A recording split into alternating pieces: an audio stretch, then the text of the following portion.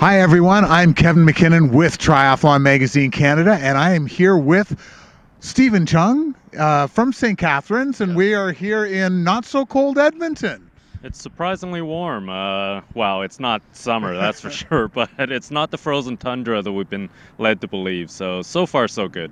Now, it is a little cruel for me. We are here at the Triathlon and Science conference here in Edmonton, and you're going to be talking on heat adaptation, and I've got you out here in the cold right now. I know that's totally unfair, but can you tell us a little bit about what you're going to be speaking about? Sure. What we're going to be talking about is really what happens when you exercise in the heat, whether it does impair performance or not, and some of the science behind that, and some of the physiology about why that does happen, that you can't exercise as hard in the heat than in a normal kind of cooler temperature.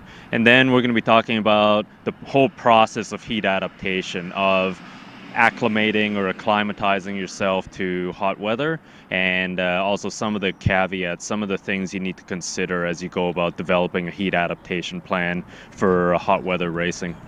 Now, you've obviously been doing tons of research on this for a while, and you were involved with the Canadian cycling team as they were trying to figure out how to adapt to the heat in Qatar at the Worlds a few years ago. A little bit, yes, and I also actually worked with quite closely with Amber Neben, who ended up winning the time trial as she was developing her heat adaptation program before the time trial race. So that was a lot of fun to see some of that fruition of the science actually play out in real life. Now, obviously I don't want to steal all of your thunder, but are there a few sort of general things that would be of help for people, especially triathletes who are on their way to hot races and figuring out what they should do? Yeah, one of the big things is that you can adapt the heat. You can gradually adapt the heat. Even if you only have a few days of, say, 3 to 4 or 5 days to get ready for a competition, you can do it. You won't get as much of the benefit as if you have a full, say, 2 weeks of adaptation, but you still can get about 3/4 of the benefits. And if you don't have a heat chamber or anything like that, high tech to get yourself hot and bothered beforehand, you can do it somewhat low tech. You can do it with clothing, wearing extra layers of clothing.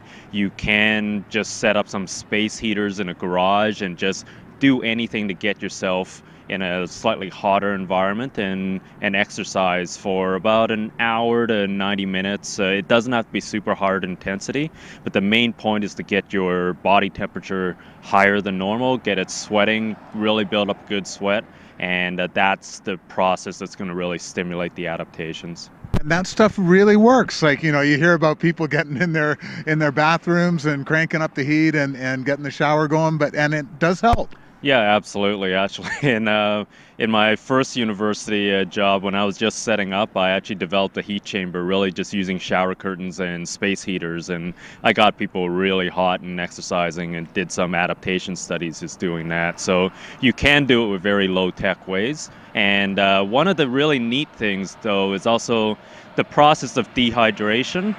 We've always been told that it's bad. We got to stay hydrated. We got to make sure we don't lose any fluids because it's bad. Well, the science is showing that a little bit of dehydration at the same time as you're doing that heat adaptation is actually going to accelerate the whole adaptation process. It seems to kind of work in concert with each other, and you're actually going to accelerate the entire adaptation. So that's you don't want to get dangerously dehydrated, but if you're doing those heat adaptation workouts, drink less than you normally would, and make sure you drink afterwards, but that combination at the time seems to really help.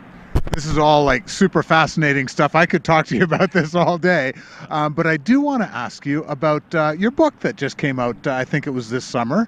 Yeah. Can you tell us a little bit about that? Sure. It's called Cycling Science, and it was co-edited by myself and Dr. Michael Zabala from Spain, who's also, in addition to being a university scientist, he is the lead sports scientist for the Movistar Pro Cycling team. So we have 40 different chapters from 43 different world-class researchers and sports scientists, covering everything to do with cycling, and that's a lot of it is going to benefit triathletes too. Everything from biomechanics, the bike fit, to the pedal stroke analysis, the pacing strategies, how to tackle different environments, whether in polluted environments or in heat stress, and sports psychology, nutrition on and off the bike that's going to be super valuable no matter what kind of endurance sports you're in. So really a whole host of topics that I think triathletes will get a lot out of too.